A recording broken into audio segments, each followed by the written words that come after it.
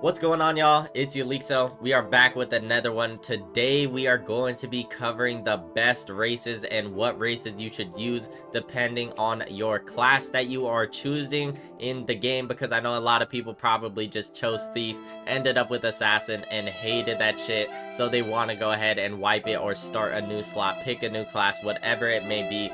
I'm here to tell you, bro, just wipe the fucking slot already. It's too late. You're not gonna be saved, bro. You don't get any moves. It's over for you.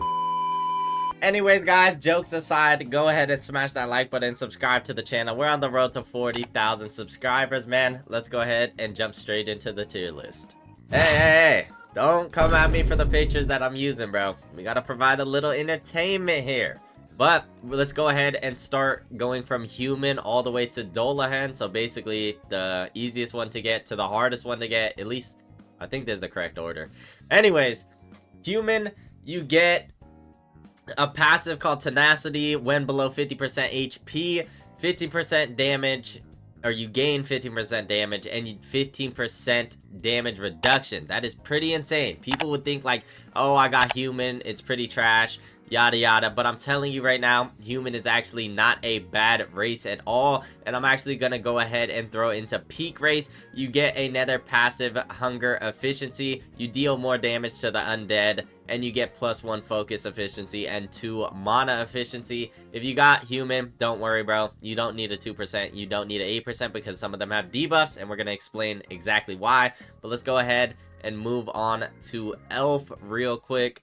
Now, in my personal opinion, elf is actually one of the most arguably best races in the entire game. You get a passive strider and you get dust walker. You go invisible for a certain amount of time and you remain undetected. I actually use this on my archer slot, if you guys have seen my other video, and then I have a human on my warrior slot. You get a passive strider, plus 3% speed, 10% cooldown reduction, and plus 10% stealth, and you get mana affinity, which gives you 10% more mana and 5% more focus, which is pretty insane just for starters. None of the races, I will say this to start off, just completely shits on and outdoes all the other races, but I'm telling you right now, the common ones are actually not that bad, and people are dragging if they're telling you you have to go wipe your slot or some bullshit.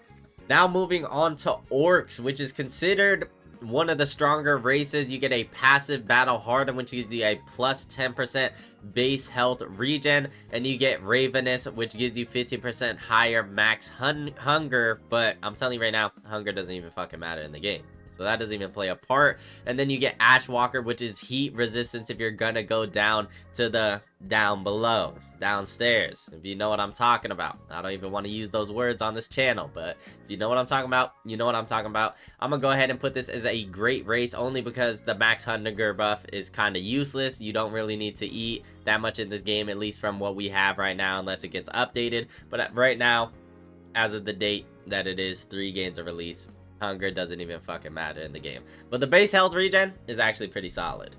Hey, now moving on to the furry race. Hey, bro, we don't judge. We listen, but we don't judge. I think this race, if I'm not getting it mistaken, is called Ailuran, whatever you guys want to call it. It's even on the Trello, bro. It says it's a freaky furry, so that's why I had to grab this picture. But you get passive fleet foot, which gives you 8% speed. Speed doesn't really matter in this game once you get a mount at level 10. You get a passive beastly coat, which gives you 10% fire resistance, 25% heat resistance, and 25% cold resistance. Holy crap, y'all know what I'm saying. It doesn't even really matter though. And then you have Prowler, which gives you a jump height and minus 15% fall damage. I'm gonna go ahead and put this in usable. Honestly, the race, if you were to roll out of all of them and you got this shit, I would just go ahead and wipe the slot, if that even resets it. Or just spend 150 Robux, bro. Because a lot of these other races actually have some really good passives and buffs.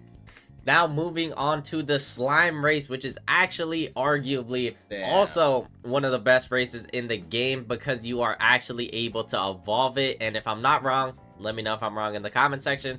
is the only race that you can evolve in and become a slime king or some crazy shit like that. But you get vicious shock, sacrifice some HP to unleash a powerful slime shockwave, which is actually really nice, especially if you go ahead and get the dark blobs, the dark ooze, whatever you want to call it.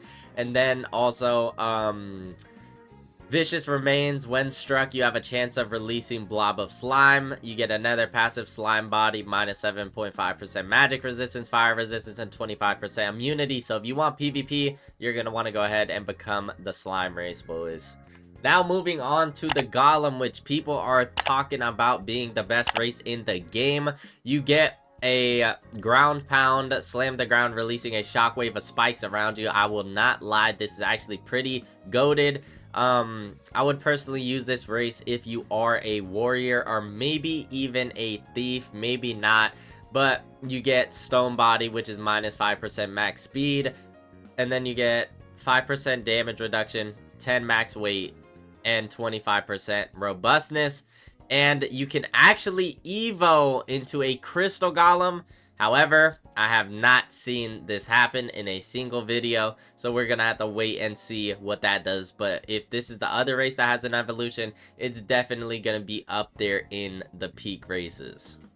Now, last but not least, we're moving on to the Dullahan. If you skip to this part of the video, go fucking rewind it, bro. It's not that deep. You don't have to skip to the end of the video. You don't got a 5-minute attention span for this video, I don't know what to say, bro. You might need to go touch some grass. But anyways, Dullahan, you're just a cool guy with no head. Basically headless horseman if you want to look drippy, be an e-boy, whatever it may be. We don't judge. We listen, but we don't judge. Active, sever sight, pop off your head, and use it like a camera.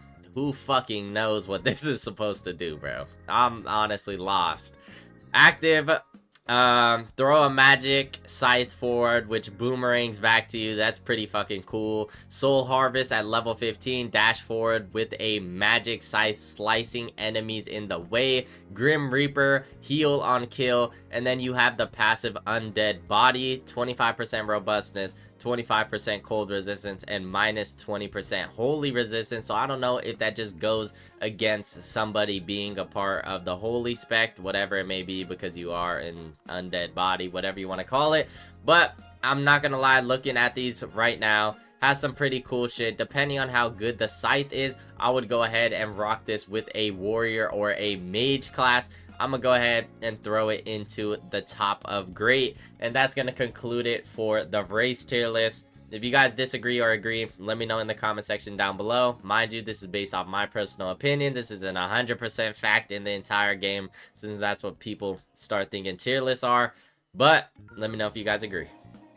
Hey man, while you're here, go ahead and smash that like button. Go ahead and subscribe to the channel. Turn on post notifications. Thank you so much for watching to the end. If you skip to the end, go ahead and rewind it, bro. If you want my reasonings on why I placed what I placed where. And I'll catch you guys in the next one. I might be gone for a few days, but we'll see if I could schedule a post for y'all. As always, it's your boy Elixo. Peace.